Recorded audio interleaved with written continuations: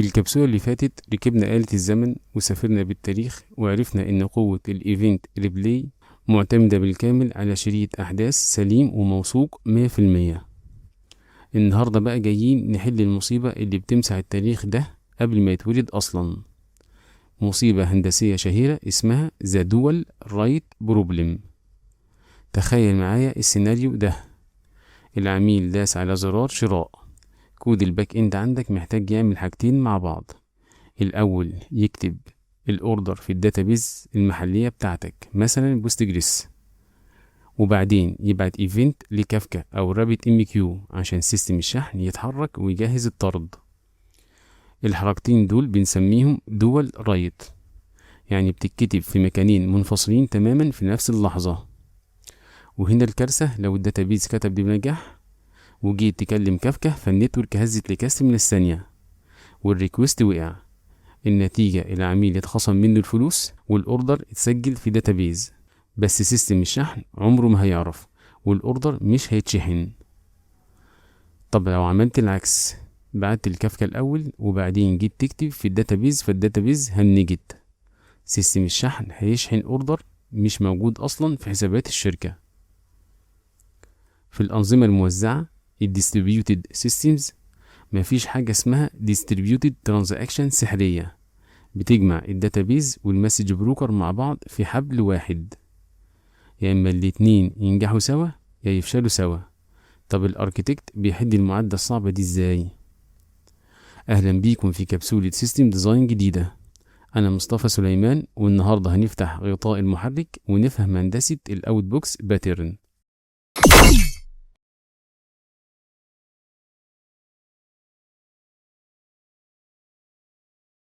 الحل الهندسي العبقري هنا هو الترانزاكشنال اوت بوكس باترن. بدل ما الكود بتاعك يحاول يلعب على حبلين ويكلم داتابيز وبروكر في نفس الوقت، احنا هنخليه يركز في حتة واحدة بس، الداتابيز بتاعته. بنعمل ايه؟ جوه الداتابيز بنبني جدول صغير وبسيط جدا بنسميه جدول الاوت بوكس، صندوق الصادر. ولما الاوردر بيجي بنفتح داتابيز ترانزاكشن وبنكتب حاجتين مع بعض: الأول بيانات الأوردر في جدول الأوردرز، 2 الإيفنت نفسه اللي عايزين نبعته بنكتبه كسطر رو بصيغة جيسون جوه جدول الأوت بوكس. بما إن العمليتين دول بيحصلوا جوه نفس الداتابيز وتحت مظلة نفس الترانزاكشن، فقواعد الأسيد الخرسانية بتضمن لك بالملي يا إما السطرين يتكتبوا مع بعض وينجحوا سوا يا يفشلوا سوا ومفيش أي حاجة تتكتب. كده احنا ضمننا بنسبة 100% ان طالما الاوردر اتسجل فالايفنت بتاعه اتولد ومحفوظ بامان جوه جدول الاوت بوكس، ومستحيل يضيع حتى لو كافكا واقف او الشبكة ميتة. بس استنى هنا، الايفنت كده محبوس جوه جدول الاوت بوكس في الداتابيز، ازاي بقى هيخرج ويروح لكافكا عشان بقية المايكرو سيرفيسز تشوفه؟ عشان نسحب الايفنتس من جدول الاوت بوكس ونبعتها لكافكا عندنا طريقتين. الطريقة الاولى وهي البولينج بابلشر. بنعمل باك جراوند وركر جوه التطبيق قاعد بيعمل كويري على جدول الاوت بوكس كل ثانية: يا داتابيز هل في رسائل جديدة ما اتبعتتش؟ ياخدها يبعتها لكافكا ويعلم عليها في الجدول انها سنت. الطريقة دي سهلة بس عيبها انها بتعمل لود وزحمة كويريز على الداتابيز، داتابيز بولينج اوفر هيد، وممكن تعمل ديلي لو الترافيك عالي. عشان كده الاركتكتس الكبار بيروح للطريقة التانية الاقوى والذكية جدا: Change Data Capture او LCDC. الداتابيز وهي بتكتب اي حاجة بتكتبها الاول في ملف تاريخي سري على الهارد ديسك اسمه الترانزاكشن لوج او الوال في البوستجريس. احنا بقى بنجيب مصطجي معماري ذكي جدا زي اداة الديفيزيوم الشهيرة.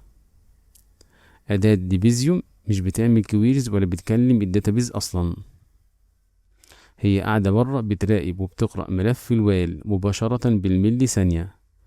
اول ما تلمح ان في سطر جديد اتكتب جوه جدول الاوت بوكس تسحبه في جزء من الثانية وتعمل له بابلش على كافكا، وتفضي جدول الاوت بوكس اول باول.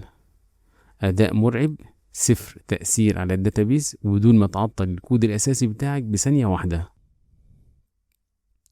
الخلاصة الهندسية للنهاردة: عشان تضمن ان التاريخ بتاعك سليم وان الايفنتس بتتولد بامان مع داتا البرودكشن، الترانزاكشنال اوت بوكس باترن بمساعدة الCDC هو درعك الخرساني اللي مستحيل يتكسر.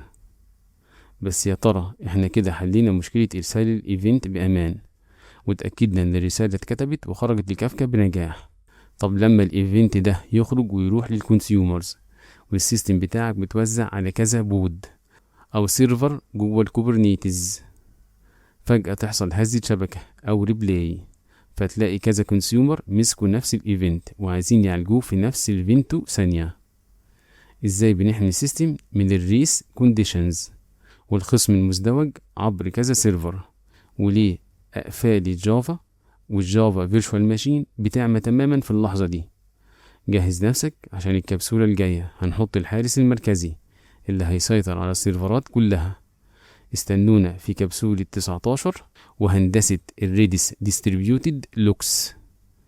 ما تنساش تعمل لايك لو الكبسولة دي رتبت دماغك، واشترك في القناة عشان توجه الكبسولة الجاية لدماغك فورا. السلام عليكم ورحمة الله وبركاته.